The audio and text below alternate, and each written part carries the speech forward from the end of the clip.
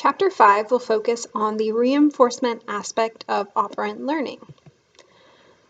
To get started, I want to cover some of the basics of operant learning, as well as going over what positive and negative reinforcements are. Video 2 will then look at specific types of reinforcers and characteristics of those reinforcers that can either increase or decrease the ability to condition using them. To start, I want to look at two of the foundational researchers who helped explain the operant conditioning process. Edward Thorndike was famous for his puzzle boxes that he used to understand where behavior comes from as it's associated with learning. He thought that most behaviors occurred because the behavior either cause a satisfactory or an annoyance in the state of the individual performing the behavior.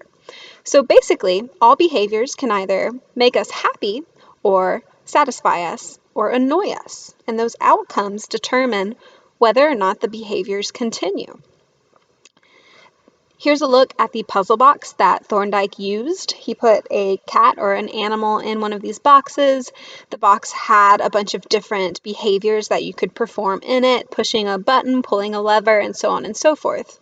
And through his observations with this puzzle box, he founded what's called the law of effect in the realm of behavioral psychology.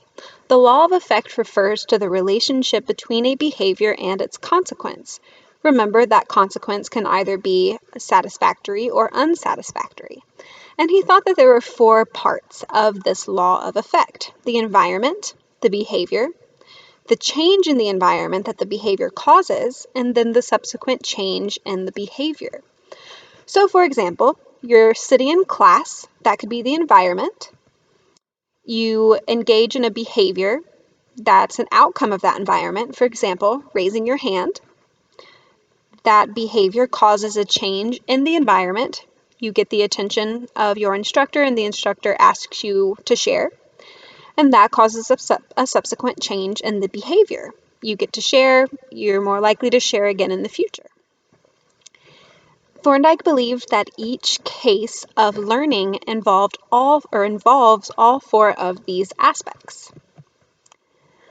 Next, we have B.F. Skinner, who created what we refer to as the Skinner box, and it's very similar to Thorndike's puzzle box, but primarily used mice as research subjects. The mice were put in this box that had the ability to administer a harmless electric shock. It had a spot where food could be dispensed, and then a lever where the mouse could press, as well as a speaker and signal lights. And together, this box was used to discover multiple different aspects and methods where you can use operant conditioning to teach a behavior. So that brings us to operant learning.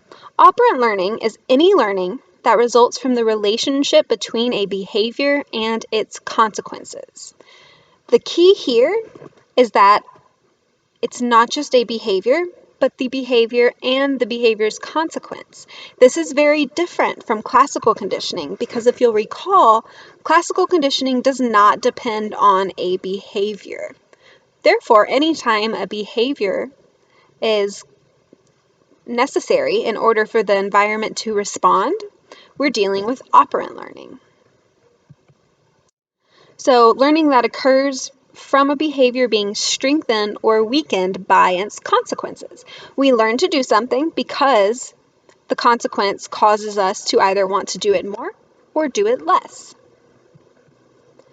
So, once again, this is different from classical conditioning because the stimuli in classical conditioning are presented regardless of the behavior. Pavlov's dog received food no matter what it did, whereas B.F. Skinner's rat only received food if it performed the appropriate behavior first. You'll probably recall that there are four types of operant conditioning. Two of those types strengthen behavior, and we call these reinforcement, either positive or negative reinforcement. The key there being that reinforcement strengthens or increases a behavior. The other two types do the opposite and weaken a behavior. make it less likely to occur again in the future, and we call this punishment. Keep in mind that regardless of it being a positive or negative reinforcement or punishment, reinforcement does not necessarily mean something good, and punishment does not mean something bad. Punishment means the behavior is weakened. Reinforcement means the behavior is strengthened. That is all those words mean. And that's going to be key to understanding the more specific positive and negative components of these 4 types of conditioning. This lecture is going to focus on reinforcement. We'll get to punishment at a later time. So, to restate, reinforcement refers to an increase in the strength of a behavior due to the behavior's consequence. Whatever happens because of that behavior causes us to want to engage in that behavior more. In order for reinforcement to happen, the behavior must have 3 characteristics. It must have a consequence or an outcome. It must increase in strength or frequency, and that increase must result from the consequence.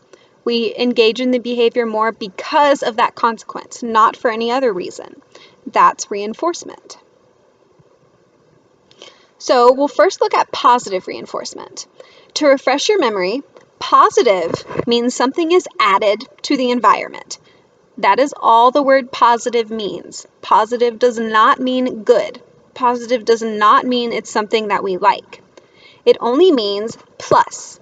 Something is added to the environment, reinforcement, that increases a behavior. A few examples here: praising someone for getting their homework done on time, giving your dog a treat because they sat when you told them to, getting money for performing a job. These are all examples of positive reinforcement. Something is added to the environment, and the behavior that caused that reinforcement or that stimuli that was added increases a behavior. The positive reinforcer is the term that we use to describe the stimulus or the stimuli that increases or is added in response to the behavior. And the examples that I gave, money was the positive reinforcer, praise was the positive reinforcer. The stimuli does not necessarily have to be pleasant, though. Okay? You can say bad dog, and that's still something that's added. Shocking the rat in the Skinner box. That shock is something that is added and can, during reinforcement, increase a behavior's frequency. Negative reinforcement, on the other hand, is when something is taken away from the environment to increase a behavior. Negative in this context does not mean something bad. All it means is that something is taken away. So, getting time off for good behavior would be negative reinforcement. Whoever makes the decision wants to increase the behavior, the good behavior, so they lessen your jail time. Anyone who has a sibling or a cousin has likely played uncle before, where your sibling puts you in a chokehold, which may or may not be appropriate, and says, "I'll let you go as soon as you say uncle," or "say please," or "give in." That's negative reinforcement. I will take away the negative stimuli if you do the behavior I want you to. Another interesting example of negative reinforcement is taking a shower. We take showers because it removes dirt or body odor. Because we like that, it increases our behavior of taking a shower, I hope. So the negative reinforcer is the stimulus that's taken away to decrease a behavior, or to increase a behavior, Oftentimes when we're dealing with negative reinforcement, we are doing something or increasing a behavior in order to avoid something unpleasant. Not all of the time, but when we are doing a behavior in order to avoid something unpleasant, we call that escape learning. Saying uncle is a good example here. We engage in a behavior because it allows us to escape an unpleasant stimuli or an unpleasant negative reinforcer. That brings us to the end of video 1. Video 2 will look at specific types of reinforcers and characteristics of them.